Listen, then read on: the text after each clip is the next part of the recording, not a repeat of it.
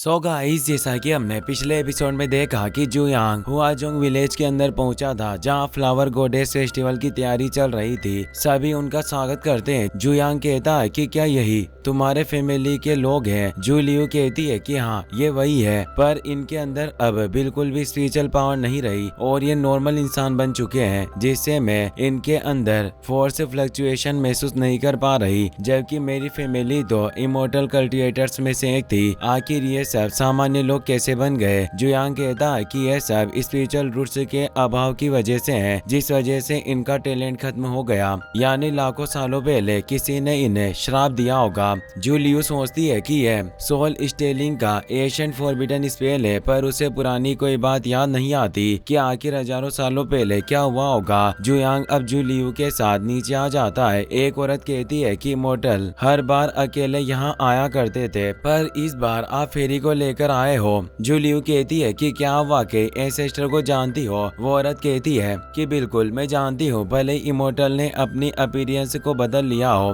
पर इनके अलावा यहाँ कोई नहीं आता, क्योंकि इस गांव में पहुँचना काफी कठिन है। आज तक इमोर्टल के अलावा यहाँ कोई नहीं आया, और अब हमने आपके आने की वजह से फ्लावर गोडेस फेस्टिवल की तैयारी कर ली है। जुयांग अब वहाँ स्टेज पर बैठ जाता है और इस फेस्टिवल को शुरू करने को कहता है, जिसे वहाँ एक कुएं के पास व्यंजन लाए जाते हैं। वो सभी फ्लावर गॉड से मदद लेना चाहते थे ताकि उनकी स्पिरिचुअल रूट रीबिल्ड हो सके और वो भी कल्टिवेशन कर पाए। साथ ही वो चढ़ावे के तौर पर एक छोटी लड़की की बलि देने वाले थे, जिससे वो छोटी लड़की काफी डरी हुई होती है। औरत कहती है कि तुम डरो मत, जैसे ही तुम इस कुएं में कूदोगी तुम स्वर्ग में फ्लावर गॉड के पास पहुंच जाओगी और हम वापस से कल्टिवेशन कर पाएंगे। छोटी लड़की आगे बढ़ती है। जुयांग ये सब देखकर हैरान था। वो लड़की नीचे कुएं में कूद जाती है और उस कुएं में से एक तेज एनर्जी निकलती है, जिससे सभी लोग खुश थे कि गॉड प्रकट होने वाले थे और वो अपने रक्त की आहुति देते हैं। पर दरअसल वहाँ एक इविल ऑरा फैल रहा था, जिससे सभी इल्यूजन में फंस गए थे। जू लियू भी उस इल्यूजन में चली गई थी, पर जुयांग अपनी पावर से सभी को फ्रीज कर देता है और एक तेज एनर्जी के साथ वो इविल ऑरा नष्ट हो जाता है। जंगल में एक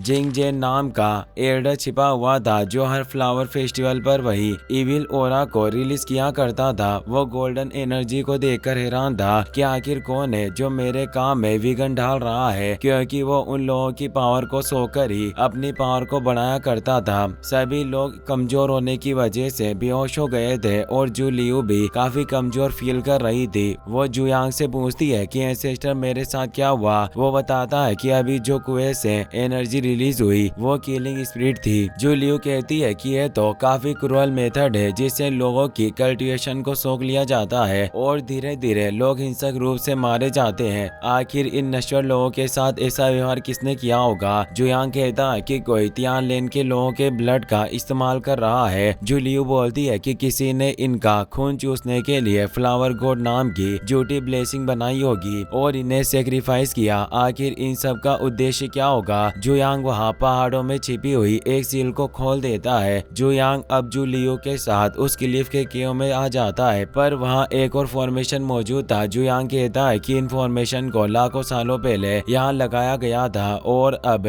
जुयांग उस फॉर्मेशन को तोड़ने लगता है। जू लियू को एहसास होता है कि उसने ये फॉर्मेशन पहले भी देखा है। जुयांग बताता है कि यह हमारे तियानलेन का ही फॉर्मेशन है और इसे जो सेट करता है उसके वंश के लोग ही इसे खोल सकते हैं, इसीलिए तुम ही इसे खोल सकती हो। जू लियू जब उस फॉर्मेशन को टच करती है तो उसे अपनी छोटी बहन लुओ लुओ की यादें आती है, जो एशियन तियानलेन की मेंबर थी। वो फॉर्मेशन खुल चुका था, वहाँ लुओ लुओ की लाश थी। जू लियू काफी इमोशनल हो जाती है और वो जैसे ही उसे टच करती है तो उसकी बॉडी डस्ट बनकर गायब हो जाती है। वो उसकी स्वॉर्ड उठा लेती है और कहती है कि आखिर वो कौन है जिसने तुम्हें मार डाला? जुयांग अपनी पावर से स्वॉर्ड के जेड में छिपी हुई लुओ लुओ की बची हुई स्पिरिट को बाहर निकाल देता है। जू लियू उसे देखकर खुश होती है। लुओ लुओ भी खुश थी कि उसके पास आ गई। जू लियू पूछती है कि आखिर तुम्हें किसने मारा ताकि मैं तुम्हारा बदला ले सकूं? लुओ लुओ कहती है कि मुझे उस वक्त अपने सीनियर ब्रदर एंड सिस्टर के साथ होना चाहिए था, ताकि मैं आखिरी पल तक एशियन तियानलेन के लिए लड़ पाती, लेकिन मैंने तियानलेन को धोखा दिया और यहाँ छिप गई, जिससे वो काफी गिल्टी फील कर रही होती है।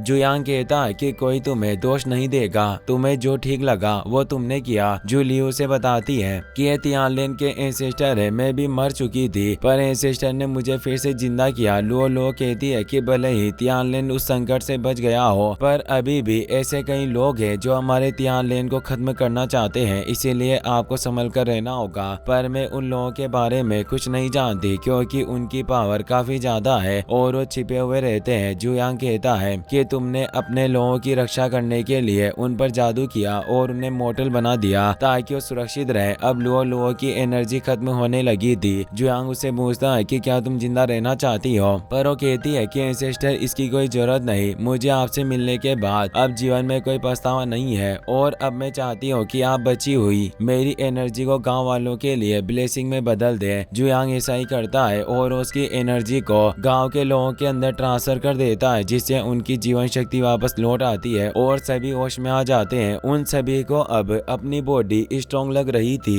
सभी समझ जाते हैं कि जरूर जुयांग ने ही उन्हें आशीर्वाद दिया होगा और वो घुटने टेक कर उसे थैंक्स कहता है। जू लियू कहती है कि एंसेस्टर क्या हमें इसे सच बताना चाहिए। जुयांग बोलता है कि इसकी कोई जरूरत नहीं, इन्हें मोर्टल के रूप में शांति से जीवन जीने दो, ये भी एक तरह की इनके लिए खुशी ही है। और लुओ लुओ ने भी ऐसा ही सोचा होगा। अब वो वहाँ से निकलने लग जाते हैं, पर तभी वहाँ जिंग जेन जुयांग पर अटैक करने आता है। जू लियू उसका सामना करने वाली थी। जुयांग भी जानता था कि वही इन सब के पीछे है, इसीलिए वो उसे एक पल में ही मार डालता है। जिंग जेन की सोल वहाँ से भागने लगती है, पर जुयांग उसे पकड़ लेता है और लगातार कई बार उसे मारकर उसे मरने के दर्द का अनुभव करवा रहा था। जू लियू हैरान हुई, ये टेक्निक किसी भी सोल को आत्मा के खोने का दर्द करवा सकती है। जिंग जेन काफी कमजोर हो चुका था। वो जुयांग से प्रार्थना करता है कि चाहो तो मुझे मार डालो, पर मेरे साथ खेलना बंद करो। जुयांग पूछता है कि आखिर तुम एशियन तियानलेन के बारे में क्या जानते हो, तो वो बोलता है कि कौन सा एशियन तियानलेन, मुझे उसके बारे में कुछ नहीं पता। तो जू लियू पूछती है कि अगर ऐसा है तो तुम इन मोर्टल लोगों के ऊपर हमला क्यों कर रहे थे। तो बताता है कि मैं भी उस माउंटेन में छिपी हुई गुफा का खजाना प्राप्त करना चाहता था, जिसके लिए मैंने फॉर्मेशन तोड़ने की भी कोशिश की, पर मैं कामयाब नहीं हुआ। जुयांग उसे मारने लगा तो वो बताता है कि मेरे पास सबूत है कि एशियन तियानलेन के बारे में ट्रेजर हाउस में सुराग हो सकते हैं, इसीलिए मैं उस ट्रेजर हाउस में ले जाने के लिए आपका मार्गदर्शन करने को तैयार हूँ। अब हमें जानटियानमेन स्क्वायर का सीन दिखाया जाता है। जिंग जेन उन्हें लेकर वहाँ पहुँच गया था। जू लियू से पूछती है कि ट्रेजर हाउस कहाँ है, तो अपने पावर से ग्राउंड के नीचे मौजूद ट्रेजर हाउस को एक्टिवेट करने लगा, पर वो कामयाब नहीं होता। इसीलिए जुयांग अपने पैर से उस ट्रेजर हाउस को शो करता है, जिसे अंडरग्राउंड छिपाया गया था। जू लियू जिंग जेन से उसे ओपन करने की कहती है, पर वो कहता है कि ये दुनिया की सबसे कठिन खजानों से मिलकर बना है, इसीलिए मैं इसे खोल नहीं सकता,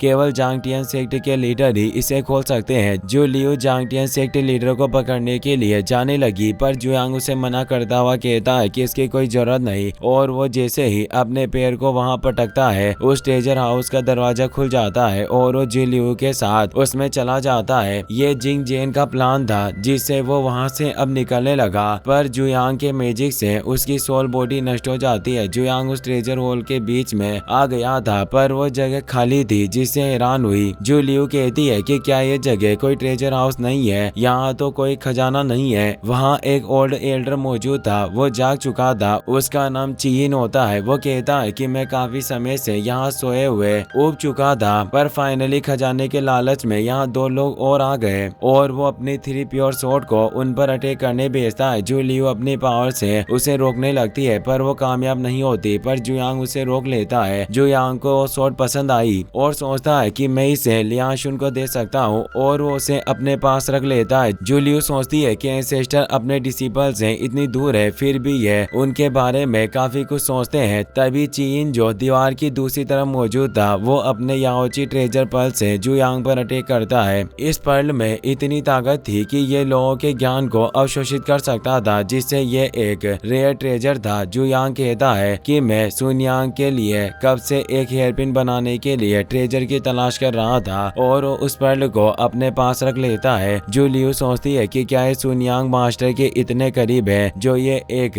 फेरी ट्रेजर से उसके लिए एक हेयरपिन बनाना चाहते हैं। चीन काफी गुस्सा हो गया था, उसे विश्वास नहीं हो रहा था कि कोई उसके ट्रेजर को लूट रहा है, और अब वो अपने ब्लड स्फीयर से जुयांग पर अटैक करता है, पर जुयांग उसे भी आसानी से रोक देता है। वो एक एक करके जुयांग पर कई सारे ट्रेजर से अटैक करता है, पर जुयांग उन सभी को लेकर अपने पास रख रहा था। चेयिन का गुस्सा अब हद पार कर चुका था। वो सोचता है कि अब मैं केवल अपने क्लैन के सबसे पावरफुल ट्रेजर का इस्तेमाल कर सकता हूँ। इसी के साथ ये एपिसोड यहीं पर खत्म हो जाता है।